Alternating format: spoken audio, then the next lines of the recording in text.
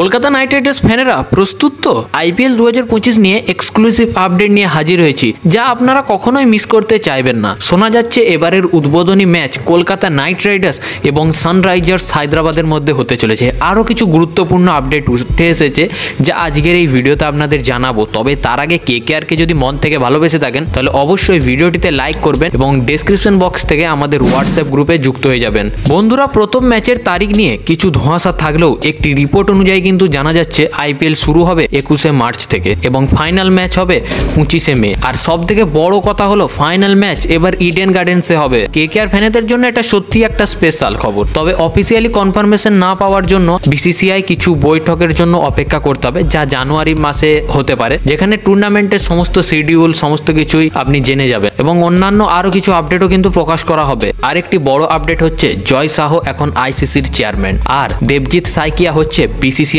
এর নতুন সচিব। এটার আপডেট কিন্তু আমি গতকালই দিয়ে ফেলেছি। আমাদের হোয়াটসঅ্যাপ গ্রুপে যদি এখনো যুক্ত না হয়ে থাকেন তাহলে অবশ্যই যুক্ত হয়ে যান। এবার তার নেতৃত্বে নতুনভাবে আইপিএল শুরু হবে এবং হয়তো অনেক পরিবর্তনও দেখা যাবে এবারের আইপিএলে। কেকেআর ফ্যানেরা আপনারা কি মনে করছেন, এবারে ট্রফি কি আমাদের ঘরে আসবে? কমেন্টে আপনার মতামত অবশ্যই জানাবেন এবং ভিডিওটি লাইক করতে একদম ভুলবেন না। কেকেআর ফ্যানেদের সাথে অবশ্যই ভিডিওটি শেয়ার করবেন।